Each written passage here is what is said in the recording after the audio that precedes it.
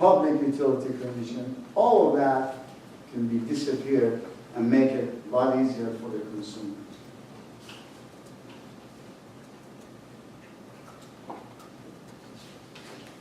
Energy storage. This is something, again, that unfortunately, in this country, at least, we haven't done a good job to come up with a technology that we can store energy. Energy, when we generate it, you can't stop it. The electrons in the wire, they move, whether you want it or not. So if they don't have anywhere to go, the way we handle it in a big power plant, if there is nowhere to go, we have a big ground connection. We dump 4,000 megawatts of power into the ground. That is not good. That is really not good for the environment. But we have no choice. Because we don't have any system that we can store this energy and use it later. The only system we have is a battery. We do some solar projects, and then we have a battery, we store it, and at night, when there is no solar, then they use that power. But that's in a small version. Not in thousands and hundreds of megawatts. We cannot do that. The technology that today's are available, one is called chemical, it's a hydrogen and liquid nitrogen. These are some of the storage we can do. Again, very, very, very small version. Biological, electrochemical, which is batteries. Mechanical, it's like a flywheel, hydraulics, springs. Again, all of these are a very, very small amount of energy we can store. Through the electrical, we have capacitors that we can store power for maybe 1 minute. After that, it's gone. So this is the limitation we have. We have a superconductive magnet that we can store a little bit, more power for a longer period of time. None of these, with the exception of the batteries, that we can, store at least a megawatt of power. 1 megawatt. We cannot do in any of these systems.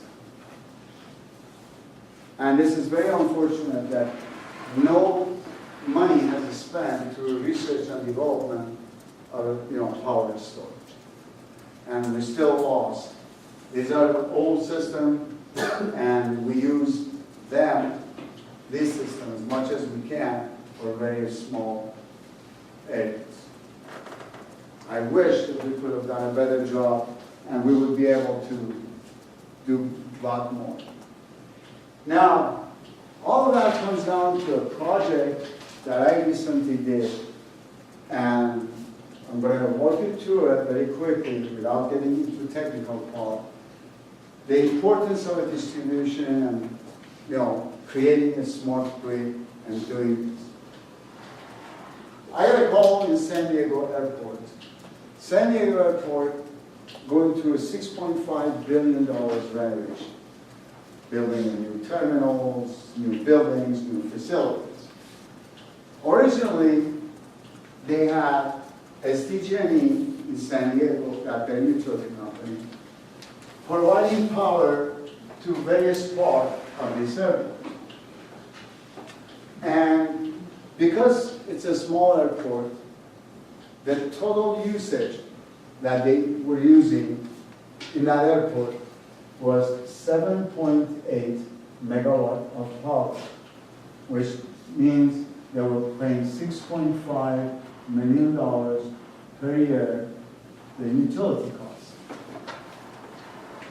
Now, because of all the new terminals and everything that has happened, the new usage would have been 30 megawatt of power. With this turned out to be about $27 million per year cost.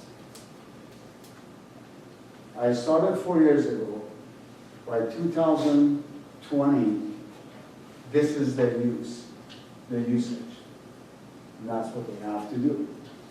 So 4 years ago, they called me, they said, okay, we have a problem. We need somebody to tell us what to do. Because SDG&E told them, the maximum amount of power we can give you is only 15 megawatts. So I said, they're wrong. So I went there, one meeting, I said, when I was in the first year in college, I learned power is equal to voltage times current. You have a substation that has 12,000 volts and 2,000 amp. This will give me 24 megawatts of power. Why are you telling my client they have only 15? And there was no answer. Because they said, oh, wait a minute, we've got somebody who's smart aleck. He knows his business. No, we have it, but they never use it. They said, okay, now we want to use it. And I said, well, even with that, you're still going to need, he said, no, I don't need anything. Just give me this amount of power I need. I'll do the rest. So, what I did, I came up with an idea. The substation is located here. And the campus, this is the whole airport. Huge campus. It's about 4 times of Cal State Long Beach, maybe 5.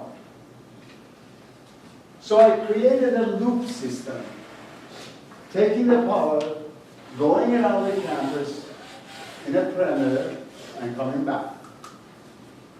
Then, within that loop, I created a small loop for terminal 1 and 2, for terminal 2, terminal 1 and commuter terminal, and then there is 2 more loops. One is here, right now, this is the old picture, and one is right there. Total of 5 loops. Now what we did, we said, instead of using this 24, we're going to use 12 megawatt and 12 megawatt. We call circuit A and circuit B. So what I did, I took circuit A going that direction, circuit B going this direction. And because it's loop, we don't lose any power. That's the beauty of a loop, because everything's all going, in circle. We don't lose any power in our system. And at any given point, we have 24 megawatts of power available. And then from each inside loop, we connect it to the terminals. With that, I reduced the demand of the 30 megawatt to just 21 megawatt of power. And guess what? I have 24 available, and I have used only 21, not 30.